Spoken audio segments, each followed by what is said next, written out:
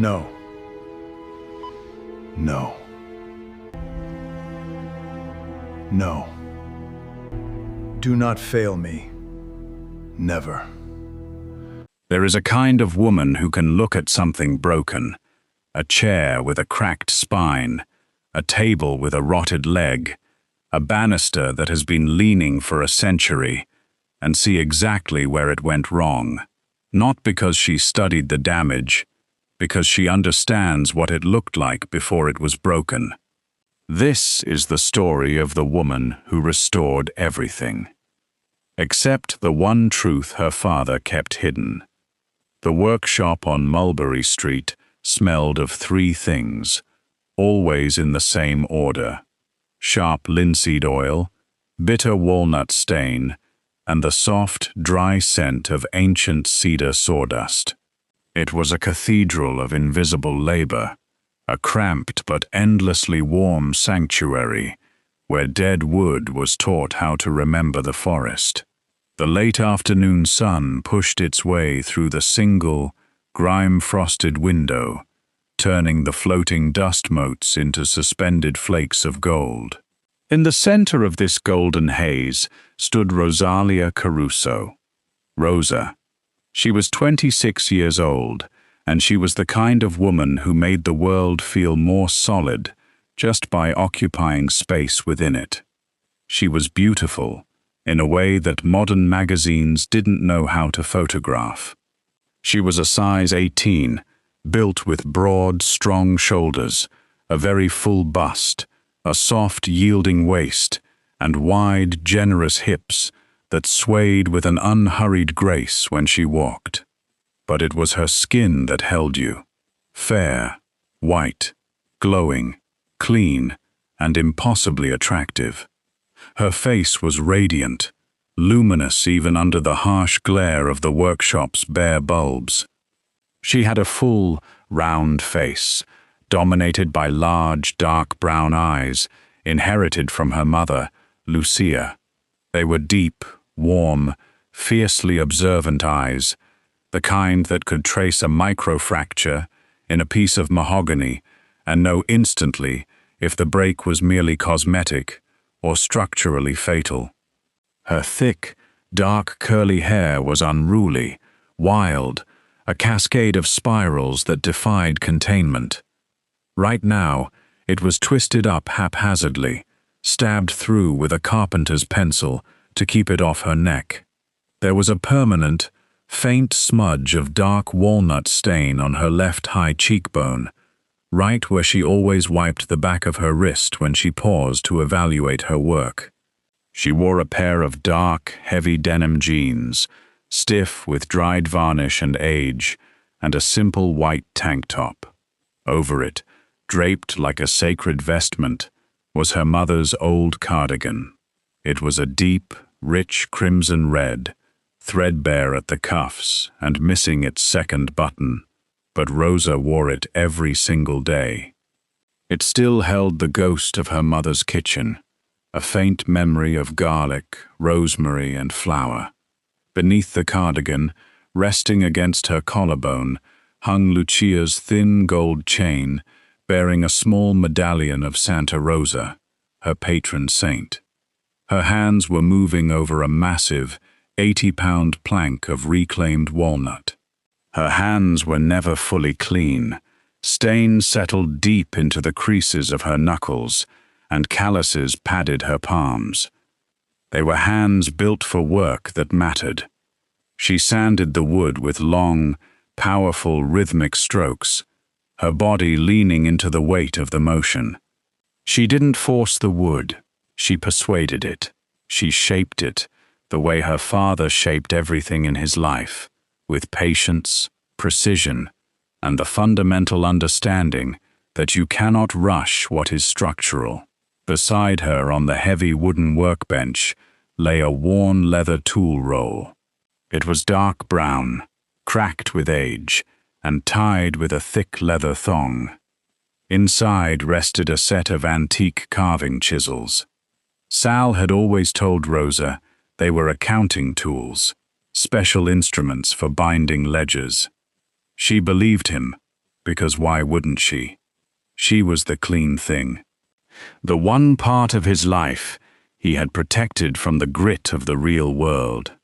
Through the open doorway at the back of the workshop, the rhythmic, mechanical hiss of an oxygen concentrator kept time with the scrape of Rosa's sandpaper. In the small bedroom behind the shop, Salvatore Sal Caruso lay in a hospital bed. He was 68 years old, his lungs failing him after 40 years of chain-smoking unfiltered cigarettes in rooms filled with men who held the power of life and death. The air in his room smelled of antiseptic and dying, a stark contrast to the living wood in the shop. Sal watched his daughter through the crack in the door. He watched the way the light hit her crimson cardigan. He watched the strength in her shoulders. He knew he only had weeks left, and he knew that when he died, the only thing he would leave behind was a woman who knew how to fix everything in the world except herself. 2 nights later, the bell above the workshop door didn't ring. It was past midnight, and the lock had been turned, but the man who stepped into the small bedroom behind the shop didn't need keys. He filled the small space like a storm barely contained by the plaster walls. Adriano Valletti was 34 years old, standing 6'4", with a physique that seemed carved from granite rather than grown from flesh. He possessed an extremely broad, powerful, V-tapered build, massive shoulders that made the doorframe look fragile, thick muscular arms, and a heavy, powerful chest. He wore a white dress shirt, the collar unbuttoned, the sleeves rolled up to expose thick forearms. He had removed his suit jacket because, an hour earlier, his 5-year-old niece Valentina had managed to smear blue watercolor paint across the lapel. He never wore a tie. Sal had told him once, years ago, that a strangled man couldn't think. Adriano's dark black hair was cropped close at the sides, longer on top, framing a face dominated by a strong Roman nose, a heavy brow, and a jaw perpetually shadowed by dark stubble. His deep-set, dark brown eyes were nearly black in the dim light of the bedroom. A thin, pale scar ran from his left temple into his hairline, a permanent reminder of the night his father was assassinated, the night 28-year-old Adriano had inherited an empire of blood and money. On his right hand, he wore his father's heavy gold signet ring, stamped with the Valletti family crest. On his left wrist, looking entirely out of place against his thick muscles, was a thin, delicate silver bracelet that had belonged to his sister Gianna. He had never taken it off since the day she died in the car accident that left Valentina an orphan. Sal sat propped up in a motorized wheelchair beside the bed, a plaid blanket draped over his frail legs. The oxygen tube looped over his ears and under his nose, but his eyes, dark, calculating, sharp as the edge of a chisel, were entirely intact. They were the eyes of the most trusted consigliere in the history of the Valletti crime family, the man who had sat beside 3 generations of dons and whispered the right word at the right time. Between the dying man and the towering Mafia don sat a small, battered wooden side table. On it rested a chess set. The game had been paused. Only one move remained. "You shouldn't have come down here without a detail, Adriano," Sal wheezed, his voice rattling like dry leaves. "The territory is quiet," Adriano said, his voice deep, measured, deliberate. The rumble of it vibrated in the small room. "The territory is never quiet. Matteo Conti is holding court with the underbosses. He says you are distracted. He says the child has softened you." Sal tapped his thin fingers on the armrest of his wheelchair. It was the same rhythm he used to tap on the mahogany boardroom tables when deciding a man's fate. Matteo is a coward. If he has a problem with how I run the family, he can look me in the eye and say it. Adriano moved closer, his massive frame casting a long shadow over the bed. I didn't come here to talk about Matteo. The doctors say I am a ghost, taking up space in a bed, Sal interrupted. He pointed a thin, trembling finger at Adriano. It wasn't a gesture of begging. It was counsel. You are drowning, boy. You have an empire, and you have absolutely nothing. That child upstairs in your glass tower. She eats cold takeout at a glass table. She draws pictures of houses she's never lived in. You need a wife. Adriano's jaw clenched. I don't have time for a strategic alliance, Sal. I don't need a marriage to secure my borders. I didn't say you needed a strategic alliance, Sal said sharply, coughing hard before continuing. I said you need a wife, not a decoration, not a pawn. A woman who knows how to make a dead thing live again. Sal turned his head slowly toward the closed door that led to the workshop. My daughter restores things. Wood, stone, broken chairs. I've watched her spend 4 months rebuilding a single table that nobody believed could be saved. She has my stubbornness and her mother's hands. Sal looked back at Adriano, his sharp eyes pinning the younger man. She doesn't know what I did for a living. She thinks I was an accountant. She is the only clean thing I ever made. Adriano followed Sal's gaze to the door. Sal, you can't ask me to pull her into this life. If she is clean, leave her clean. She's drowning, and she doesn't know it. She's been carrying me for 3 years, and she thinks this workshop is all there is. She deserves more than sawdust and hospital bills. Sal leaned forward, the effort costing him dearly. We all need something, Adriano. The trick is finding someone whose needs fit yours, like a mortise fits a tenon. 2 pieces, carved separately, joining together to hold weight. What are you asking me to do? After I die, you will go to my workshop. You will find Rosa. You will ask her for help with the child. That's all. Just ask. The rest, if there is a rest, is between God and the grain of the wood. Sal looked down at the chessboard. He reached out with a trembling hand, picked up his knight, and moved it. Checkmate. That is my final counsel to you, Don Valetti, Sal whispered. 2 weeks later, Salvatore Caruso drew his last rattling breath, and Rosa was entirely alone. The funeral was held on a Tuesday, under a sky the color of bruised iron. A fine, misty rain coated the cemetery grass in a sheen of cold silver. Rosa stood alone by the open grave. She wore a simple, modest black dress, but draped over her shoulders, warding off the bitter chill, was the deep crimson-red cardigan.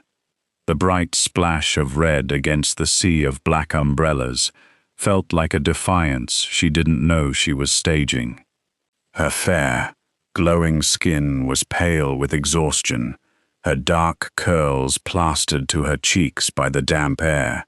But she stood tall, her broad shoulders refusing to bow. She didn't know the men who came to pay their respects. There were dozens of them, men in expensive, sharp, dark suits, men with thick necks and cold eyes, men holding heavy black umbrellas. They walked past the grave in silent, organized lines, bowing their heads respectfully. Rosa assumed they were Sal's colleagues from the accounting firm. She thought it was touching that so many mid-level ledger clerks and financial analysts had taken the day off to honor a senior accountant. She didn't recognize the deference in their posture.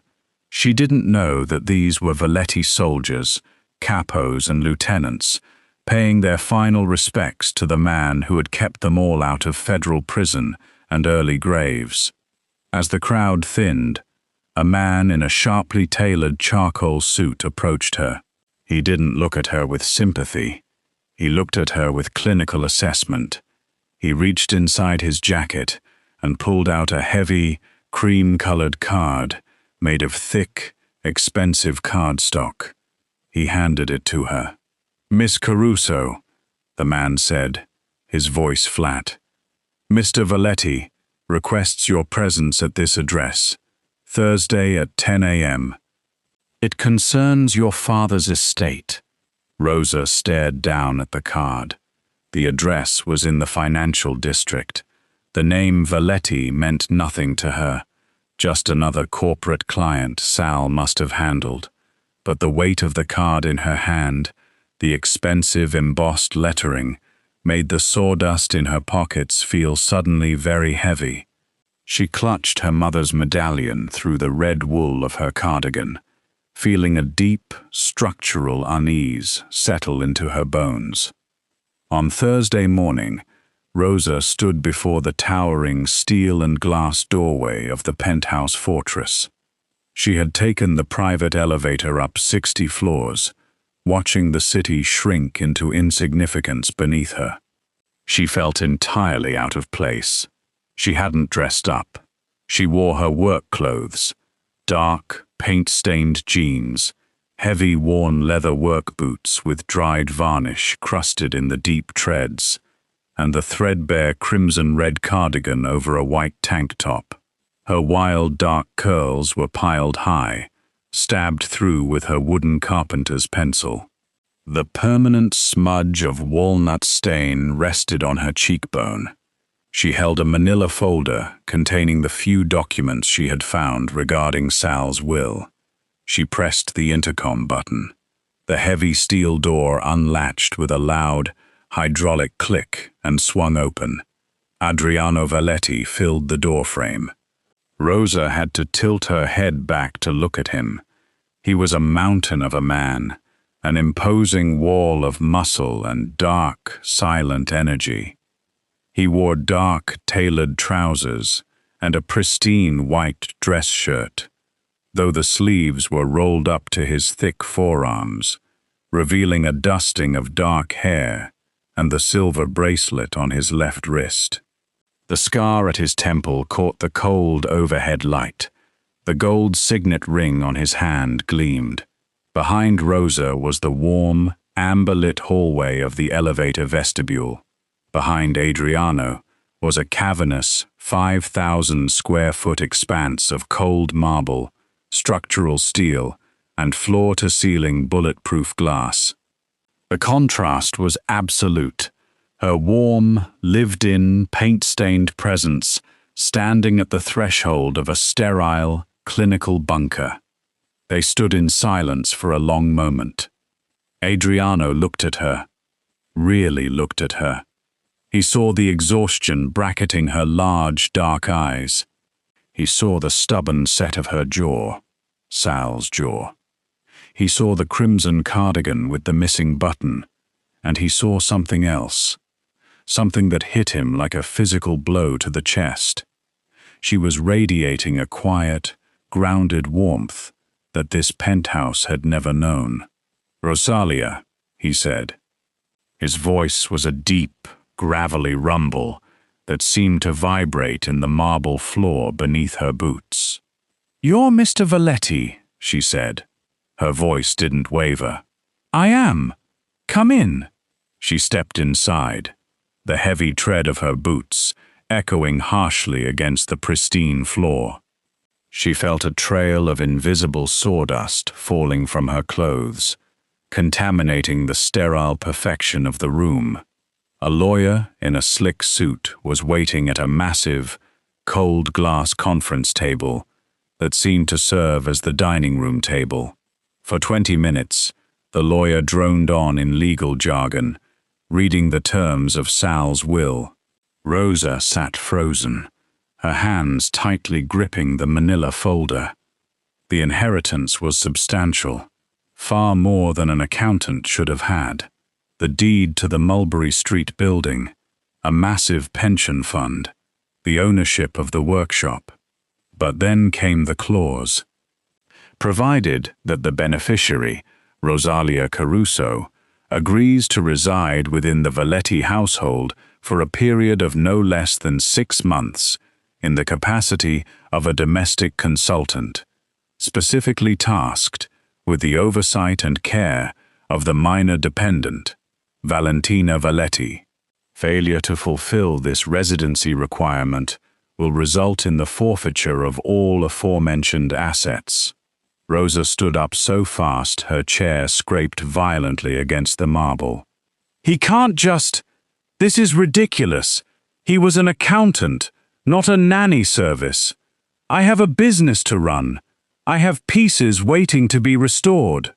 She turned her furious, dark eyes on Adriano, who was standing quietly by the floor-to-ceiling windows, his hands in his pockets, watching her. "Why would my father do this?" she demanded, her voice thick with betrayal and grief. "Why would he force me into the home of a client I don't even know?" Adriano didn't answer immediately. He looked at her, his dark eyes unreadable, then looked toward the hallway, where a small shadow had just darted out of sight. Rosa followed his gaze. She looked at the sprawling, sterile fortress. She looked at the massive glass table that held no warmth, no scratches, no history. She looked at the man who commanded the room, but seemed entirely isolated within it. The pieces suddenly aligned in her mind, locking together like a perfect mortise and tenon joint. It wasn't about money. It was about Sal playing his final move. She turned back to Adriano, the anger draining away, replaced by a profound, heavy understanding. "My father said you needed a wife," she whispered. It wasn't a whisper of seduction. It was a whisper of absolute exhaustion, of recognizing the stubborn, controlling love of a man who planned everything, even from beyond the grave. Adriano closed the distance between them, stopping just inches away. He looked down into her wide, dark eyes. He smelled the sharp tang of linseed oil and the soft, sweet scent of cedar in her hair. He was right, Adriano said. The arrangement was not a marriage, not legally, not yet. It was a cold contract, dressed in the bureaucratic language of employment. Rosa agreed to it, because she could not lose the workshop. It was the only piece of her father she had left. She signed the papers with the carpenter's pencil from her hair, her stained fingers leaving a faint smudge on the pristine white legal document. 2 days later, she moved in. She didn't bring trunks of designer clothes. She brought 2 worn canvas duffel bags and her father's cracked leather tool roll. When she walked out of the private elevator, her boots echoed like gunshots in the silent penthouse. She walked down the long marble corridor to her assigned guest room, leaving a faint, undeniable trail of sawdust on the polished floor. It was an invasion of the organic into the synthetic. She hated every second of it. She hated the coldness. She hated that she was here because she had been arranged, like a piece of furniture, placed in a room to fill an empty corner. Rosa just walked into a Mafia don's fortress, with sawdust in her boots and her dead father's chisels in a leather roll. She has no idea what Sal really was. Stay with me, because what she discovers in the next 6 months will break her wide open. Type Sal's move in the comments if you think her father knew exactly what he was doing. The next morning, Rosa met the reason she was really there. She walked into the dining room area and stopped dead. Sitting alone at the end of the massive, 12-foot glass conference table was a tiny 5-year-old girl. Valentina. She had enormous, solemn dark brown eyes and a tangled mane of dark hair that looked like it hadn't seen a proper brush in weeks. In front of her sat a white styrofoam takeout container holding cold, congealed eggs. The glass table reflected the child's tiny figure, acting as a mirror that doubled her isolation. Beside the takeout container were a few scattered crayons and a piece of paper. Valentina was drawing a house. It was a bright yellow house with a red roof, a smoking chimney, and large, blooming flowers by the front door. It was the exact opposite of the cold, steel and glass bunker she was currently sitting in. It was a child drawing the home she desperately wished she had. Clutched tightly in Valentina's left hand, dragging against the glass tabletop, was a worn, gray stuffed rabbit. Rosa didn't introduce herself as the domestic consultant. She didn't offer a cheerful, fake greeting. She simply walked over, her heavy boots thudding softly, and knelt down on the cold marble floor until she was eye level with the little girl. The bright crimson of her cardigan stood out like a beacon of warmth in the sterile room. Valentina stopped coloring. She looked at Rosa, her huge eyes wide and watchful.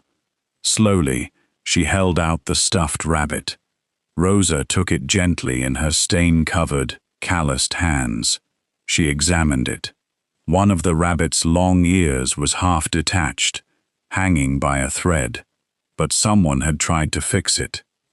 A crude, jagged line of thick, clear nylon fishing line had been aggressively punched through the fabric, pulling the ear at a tight, awkward angle. "Can you fix Coniglio?" Valentina asked, her voice a tiny, musical whisper. Zio tried to sew it, but he used fishing line, and now Coniglio looks angry. Rosa traced the terrible stitching with her thumb, a soft smile breaking across her radiant face. "Zio?" she asked. "Uncle Adriano." Rosa glanced up. Standing in the doorway of the massive kitchen, perfectly still, was Adriano. He wore a dark shirt, his massive arms crossed over his chest. He was watching them with an expression that was entirely unreadable, though a muscle feathered in his jaw. Rosa looked back at the child. "Your Zio has very big hands, Valentina. Fishing line is very strong." He wanted to make sure Coniglio's ear never fell off again. He was trying to protect him. Rosa reached into the pocket of her jeans and pulled out a small, heavy needle and a spool of thick, brown upholstery thread. But sometimes, when things are broken, you don't need to make them invincible. You just need to make them soft again. "May I?" Valentina nodded solemnly. Rosa sat cross-legged on the marble and spent the next 20 minutes carefully snipping the fishing line and restitching the ear with tiny, perfect, invisible joints. When she handed Coniglio back, the rabbit looked whole. Valentina hugged it tightly to her chest. "What do you want for dinner tonight?" Rosa asked, pushing herself up from the floor. Valentina blinked. "I don't know. The man in the suit usually brings the white boxes." Rosa felt a hot spike of anger in her chest. Not at Valentina, not even at Adriano, but at the sheer, tragic waste of it all. She turned and walked into the kitchen. It was a massive stainless steel surgical theater. The 6-burner Wolf range looked like it had never been fired. The marble counters were pristine. Rosa tied her hair up with her pencil, rolled up the sleeves of her crimson cardigan, and went to work. She found flour in the back of a pantry. She found eggs. She dumped a mountain of flour directly onto the pristine marble island. She cracked the eggs into the center well and began to mix, her strong hands working the dough, kneading life into the sterile room. A fine dusting of white flour settled over the dark marble. Adriano stepped into the kitchen, stopping short as he saw the mess. He stared at the flour on the counters, the pots banging on the stove, the wild, beautiful woman taking absolute command of his fortress. Valentina walked up beside Adriano and tugged on his dark trousers. He looked down. "Rosa smells like trees," the little girl whispered, looking up at her massive uncle. "Your house smells like nothing." Adriano looked from the child to the woman covered in flour, her fair skin glowing with exertion, and for the first time in 2 years, he felt the icy armor around his chest crack. By the end of the second week, Rosa knew she couldn't survive the glass table. It was the center of everything wrong with the Valetti household. It was an architectural statement of dominance and transparency, designed for board meetings and hostile takeovers, not for passing a bowl of pasta. It made a clinking, hollow sound when a plate was set down. It offered no forgiveness, no warmth, no history. On a Saturday morning, while Adriano was in his study conducting business calls that sounded entirely too intense for a Saturday, Rosa borrowed an SUV from one of the confused security guards downstairs. She drove to Mulberry Street. She unlocked the silent workshop. She walked past the racks of curing wood and went straight to Sal's old workbench. The bench was built of thick, heavy planks of reclaimed walnut. It was scarred, stained, gouged by slipped chisels, and worn smooth at the edge, where Sal had rested his forearms for 40 years. It was the wood that held the history of her father's life. Rosa began to disassemble the bench. She loaded the massive, 80-pound walnut planks into the SUV herself, her back straining, her calloused hands gripping the rough edges. She drove them back to the penthouse. She hauled them up the private elevator, sweating, her white tank top clinging to her skin, the crimson cardigan tied around her waist. For the next 2 weekends, Rosa didn't act like a domestic consultant.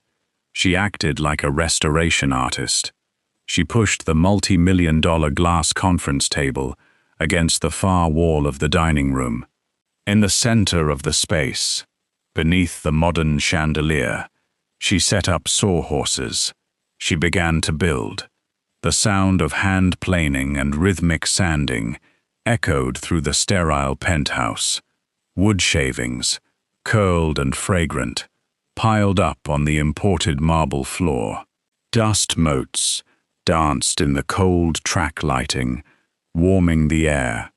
Valentina sat on the floor beside her, wearing protective safety goggles that were far too big for her face, carefully sanding a small scrap of off-cut wood with a tiny sanding block, her tongue poking out of the corner of her mouth in absolute concentration.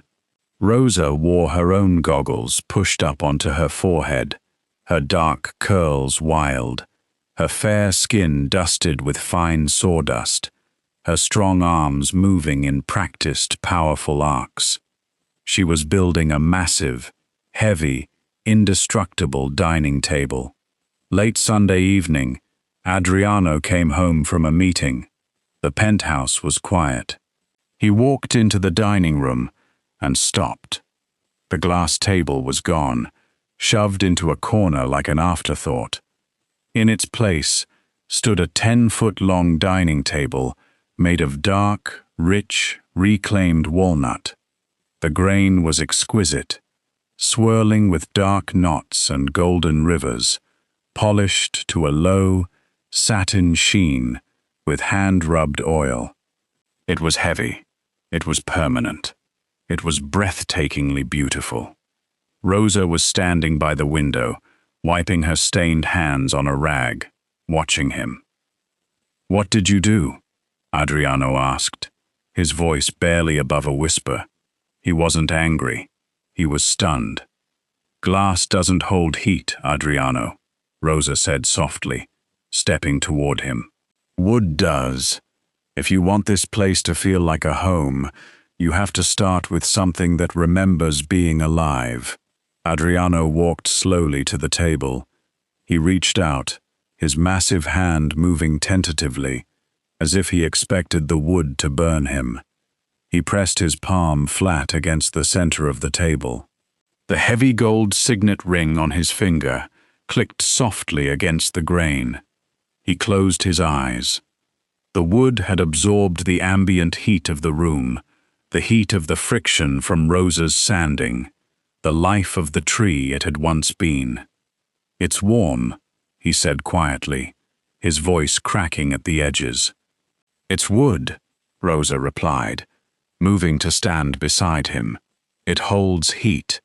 That night, for the first time, they ate together at the table.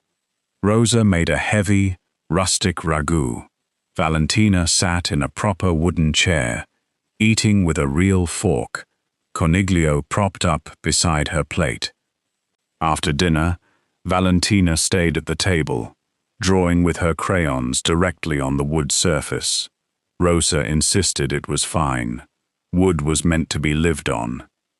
Valentina drew a picture of a house, but this time, the house didn't have a red roof. It was a tall, gray building with a big wooden table inside it and 3 stick figures standing around it. Adriano stood in the kitchen doorway, leaning against the frame, watching them. His dark eyes were fixed on Rosa, on the way the warm light caught the stain on her cheekbone, on the way she smiled at his niece. The ice inside him didn't just crack, it began, slowly, to thaw. The warmth of the table was soon tested by the cold reality of Adriano's world. 6 weeks into the arrangement, the Syndicate Council demanded a dinner. It was a thinly veiled inspection. Matteo Conti, the ambitious, silver-haired underboss who had been trying to destabilize Adriano's leadership, had requested the gathering under the guise of celebrating the Don's new domestic arrangement. Everyone knew what it really was: a reconnaissance mission to prove that Adriano was distracted, weak, and playing house with a civilian. The wolves arrived at 8 o'clock. The massive walnut table was transformed.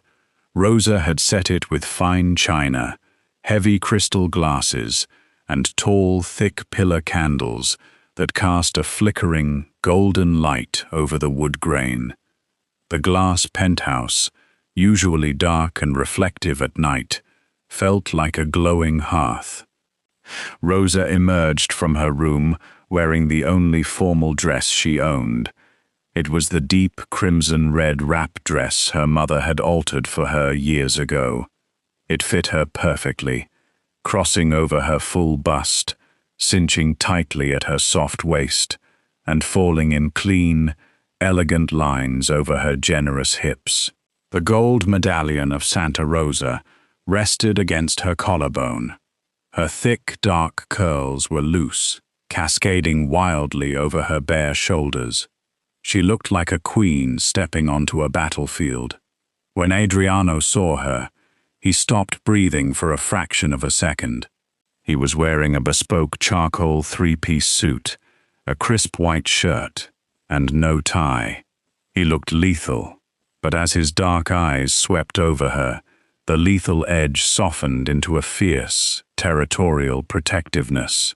Matteo Conti arrived with 3 other lieutenants and their wives. Matteo was 48, immaculately groomed, with cold eyes and a smile that never reached them. He walked into the dining room, his eyes scanning the space, taking in the smell of the braised short ribs with red wine, garlic, and rosemary that Rosa had spent hours cooking. It wasn't catered. It was real. They sat at the table. Adriano sat at the head. Rosa sat at his right hand. Matteo sat directly across from her. As the dinner progressed, the tension in the room grew suffocating. Matteo asked pointed, condescending questions. trying to expose the seams of the arrangement. He tried to draw Adriano into discussions about shipping routes and territory disputes, purposely excluding Rosa to highlight her uselessness in their world. Adriano was tense, his massive shoulders rigid, his jaw tight. He was a breath away from ordering Matteo out of the building. "And the table," Matteo said smoothly, swirling his expensive Barolo in his glass, his eyes fixed on the walnut grain. Charming. Very rustic. A bit of a departure from the previous aesthetic, isn't it, Adriano? It feels a little heavy for a penthouse. Tell me, Rosa. Matteo leaned forward, his patronizing smile firmly in place. As a furniture restorer, how quaint. When you restore something, do you always know when it's beyond saving? I ask because some structures, empires for instance, require someone who understands the architecture, not just the upholstery. Don't you agree? It was a trap. The classic Asian freight market's ambush. If Rosa tried to talk about the Mafia world, she would sound ignorant and foolish, proving she was out of her depth. If she stayed silent and looked down, she proved she was nothing more than a prop, a weak link in Adriano's armor. Rosa didn't look down. She didn't flush with embarrassment. She calmly set her crystal wine glass down on the wooden table. The sound was a dull, heavy thud. She leaned forward slightly, placing her strong, stain-marked, calloused hands flat on the walnut surface she had built. She raised her chin, her large, dark eyes locking onto Matteo's cold stare. She looked exactly like Sal. "I don't know a single thing about your world, Matteo," Rosa said, her voice clear, resonant, and entirely unafraid. The table went dead silent. "I know wood, and when I assess a piece, I don't look at the paint job. I don't look at the finish. I look at the joints.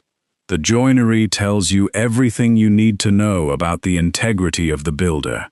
It tells you whether the structure was built to last, or if it was built quickly, cheaply, just to look like it could hold weight." She tilted her head, biting her lower lip in the exact, calculating manner her father had used for 40 years. "Adriano's foundation is solid," she continued, her voice dropping an octave, ringing with authority. "His structure holds weight because it was built correctly. It wasn't built by someone who would rather strip it for parts than put in the hard work to maintain it." She looked deliberately at Matteo's expensive suit, then back to his eyes. "Yours, Matteo. Yours has a lot of finish, but I can see the cracks in the veneer from here." Matteo's patronizing smile froze, then shattered. The color drained from his face. The other lieutenants shifted uncomfortably in their chairs, staring at this curvy, paint-stained woman who had just rhetorically gutted an underboss at his own don's table. Matteo recovered, sneering as he looked to the head of the table. "You allow this, Adriano? You discuss our family business with a carpenter's daughter?" Adriano didn't raise his voice. He didn't need to. He slid his massive hand beneath the table and rested it on the back of Rosa's wooden chair, not in a gesture of possessive control, but as a solid wall of absolute support. "She is my wife," Adriano said. The words landed like a judge's gavel in a silent courtroom. It didn't matter that the contract was temporary. It didn't matter that it was an arrangement. In front of the syndicate, he claimed her. "And," Adriano added, his dark eyes locking onto Matteo with lethal promise, "she is entirely correct." Rosa just used her father's voice to defend a man her father chose for her. But what happens when she discovers who Sal really was? "Stay with me," This is where the wood starts to crack. When the wolves had finally left, the penthouse settled into a heavy, resonant silence. The dinner had been a victory, but the air felt charged, thick with the unsaid things hovering between them. Rosa was in the kitchen, her red dress protected by an apron, washing the fine china by hand. Adriano walked in, shrugged off his suit jacket, unbuttoned his cuffs, and picked up a towel. He began to dry the plates she handed him. It was the first time they had engaged in a purely domestic, quiet task together, standing shoulder to shoulder at the sink. "You handled Matteo," Adriano said quietly, wiping a plate. "You sounded just like Sal." Rosa smiled softly, keeping her eyes on the suds. "My father was a good accountant. He knew how to read people who thought they were smarter than they were." Adriano stopped drying. He stood perfectly still, looking down at her profile, at the stain on her cheekbone, at the medallion at her throat. He realized, with a sinking feeling in his chest, that she truly didn't know. The clean thing was still clean, and he was about to dirty it. "Rosa," he said gently, "your father wasn't an accountant." Rosa froze. The soapy water dripped from her hands. She turned her head slowly to look at him. "What are you talking about?" "He kept the books for. He was the consigliere," Adriano said, his voice stripped of all armor, raw and honest. "For 40 years. For my grandfather, for my father, and for me. He was the most important, most dangerous, most brilliant man in this family. He didn't keep ledgers. He kept the secrets. He kept 3 generations of Dons alive. He kept me alive." Rosa stared at him, her dark eyes wide, her mind desperately trying to reject the words. No, no, he was a woodworker. He had the shop. He had his tools. She turned and practically ran to the dining room, grabbing the worn leather tool roll she had left on the sideboard. She brought it back, her hands trembling as she untied the leather thong and unrolled it on the pristine marble counter. The antique carving chisels gleamed under the harsh lights. "These," she said, her voice rising in panic. "He told me these were for binding ledgers. They are accounting tools." Adriano stepped close to her. He reached out and gently touched the handle of the largest chisel. "No, Rosa, those are the chisels he used 40 years ago. Before he became the consigliere, he was a master carpenter. He used these exact tools to carve the Velletti family crest into the center of the original mahogany boardroom table. The table where men sit to make decisions that move the world." Rosa's breath hitched. The foundation of her life, the clean, honest, simple truth of her father, was cracking. It was a lie. She was the daughter of the Mafia. The arrangement wasn't a quirky dying wish of an eccentric accountant. It was a calculated, strategic mob maneuver by a master manipulator. Tears welled in her eyes, spilling over her dark lashes and cutting clean tracks through the faint dusting of flour and sawdust on her cheeks. "He lied to me. My whole life. And this arrangement, it was just another deal." Another move on his board. Adriano couldn't stand the sight of her tears. He reached out, his massive, scarred hands gently gripping her shoulders. "Rosa, listen to me. He was the consigliere to the world, but to you, he was just a father trying to protect his daughter.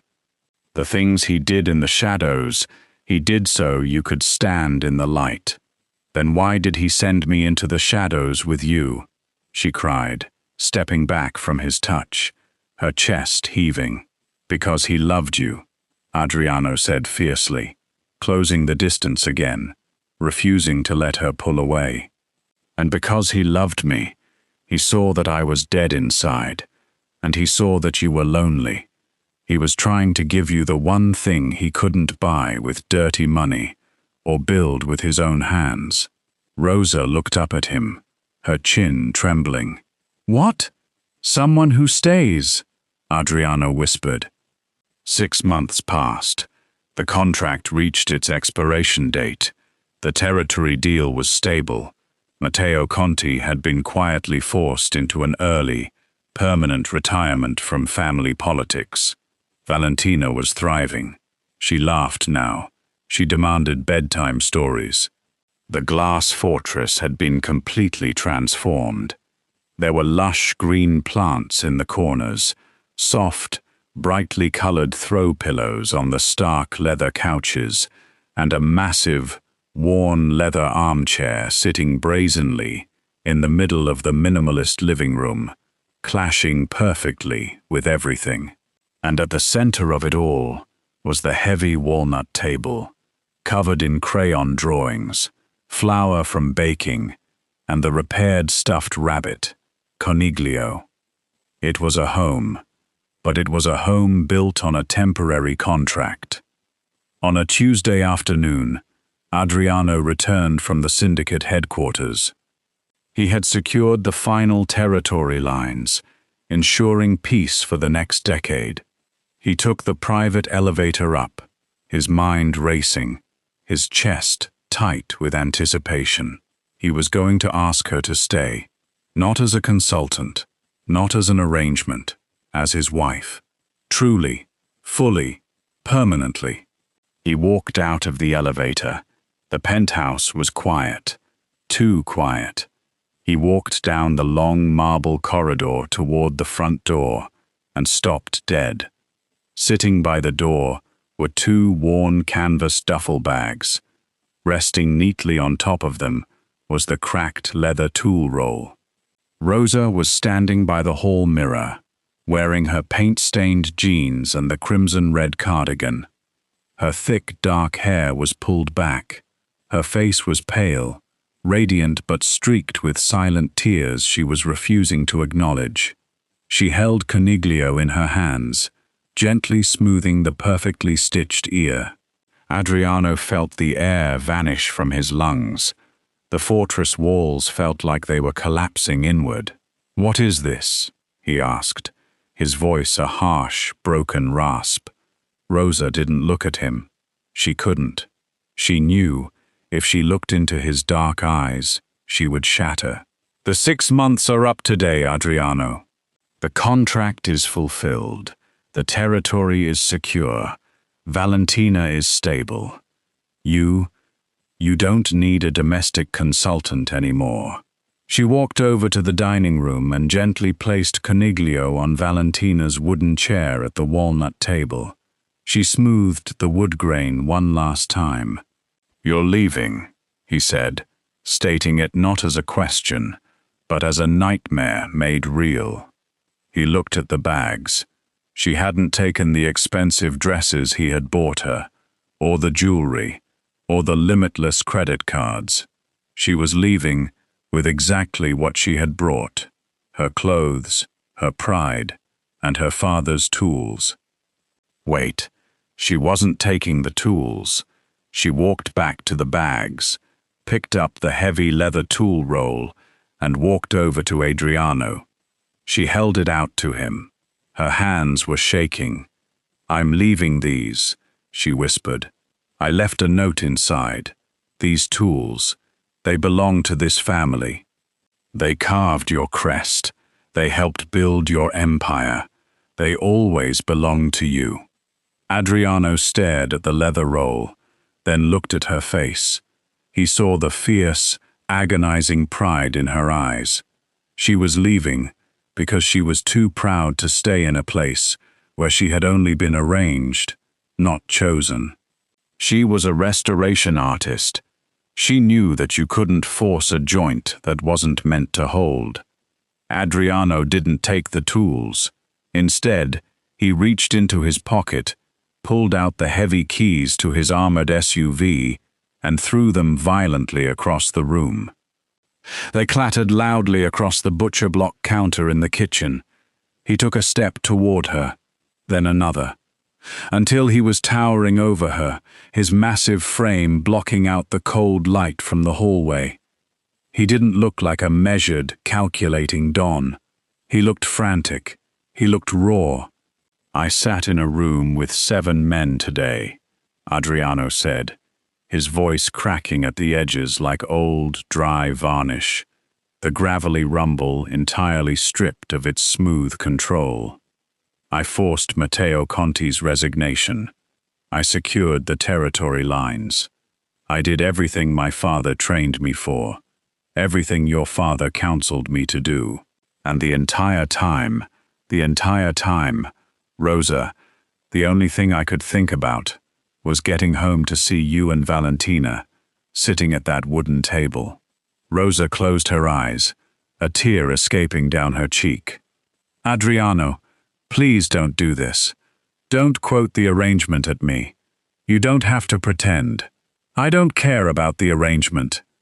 He roared, the sound echoing off the glass walls. He grabbed her shoulders, his large, scarred hands gripping her with a desperate, crushing gentleness.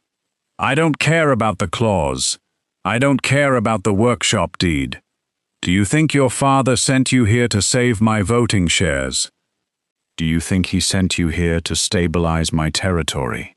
Rosa opened her eyes, blazing with sudden, fierce anger, the stubborn Caruso fire igniting. She stepped into his space, closing the distance entirely, her paint-stained hands reaching up to grip the collar of his white shirt. "He sent me here because he manipulated us both," she cried out. "He sent me here because he thought I was a tool he could use to fix his favorite project." "No," Adriano shook his head, his dark eyes wide and shining with unshed tears. "He sent you here because he knew I was suffocating. He knew I was a dead man walking through a glass tomb. He sent you here because he knew his daughter could look at something broken, something ruined, and see exactly what it looked like before the damage." He pressed his forehead against hers, his breathing heavy, ragged. "He knew I needed a life, Rosa. He knew I needed you." Rosa's breath hitched. The anger evaporated, leaving only the raw, exposed truth beneath it. Her hands uncurled from his collar, sliding up to cup his jaw, her thumbs tracing the rough stubble and the edge of his scar. "I don't need the arrangement," she whispered, her voice breaking, the tears finally flowing freely. "I don't care about the deed to Mulberry Street. I don't need the money. I just need the people at that table." Adriano let out a sound that was half sob, half laugh. He wrapped his massive, powerful arms around her shoulders and pulled her flush against his heavy chest. She fit perfectly against him, her soft curves yielding to his hard muscle, her warmth seeping into his bones. The cold ozone scent of the sterile fortress was entirely gone, replaced by the deep, grounding scent of linseed oil, cedar, and the woman holding him together. "Okay," Adriano whispered into her dark, unruly curls, his eyes squeezed shut tight. "Okay, I'm staying. We're staying. You're never leaving." The soft chime of the private elevator echoed in the hallway. The doors slid open, and Valentina ran out, wearing her school uniform, holding Coniglio tightly by his perfectly stitched ear. She stopped abruptly when she saw the 2 duffel bags sitting by the door. Her huge brown eyes widened in panic. She looked at Rosa, then at Adriano. "Are we going somewhere?" Valentina asked, her tiny voice trembling. Rosa pulled back slightly from Adriano's chest, though his arms remained locked securely around her waist. She wiped her stained cheeks with the back of her hand, the walnut smudge still there, permanent and beautiful. She smiled, a radiant, glowing, brilliant smile that lit up the entire room. She knelt down on the floor, opening her arms. "No, Piccola," Rosa said softly, as Valentina ran into her embrace. Adriano knelt down beside them, wrapping his massive arms around both the woman and the child, his gold signet ring catching the warm light as his hand rested against Rosa's back. "No," Rosa repeated, burying her face in the child's hair and looking up at the man who was finally home. "We're exactly where we're supposed to be. There is a kind of woman who can look at something broken and see exactly where it went wrong. Not because she studied the damage, because she understands what it looked like before it was broken. Sometimes that woman walks into a fortress with sawdust in her boots and her dead father's chisels in a leather roll, and she doesn't tear down the glass walls or demand that the marble become warm, or force the surveillance cameras to learn tenderness. She just builds a table, she cooks a meal, she fixes a rabbit's ear, and slowly, grain by grain, joint by joint, the fortress remembers that it was supposed to be a home. If this story made you want to call your father, if you've ever been Rosa, walking into a place that wasn't built for you and making it yours anyway, type "the table" in the comments. Tell me, who is your Sal? Who played the long game for you? Where are you watching from tonight? Subscribe and hit that bell, because some love stories don't start with a spark. They start with sawdust, a dying man's last move, and a table that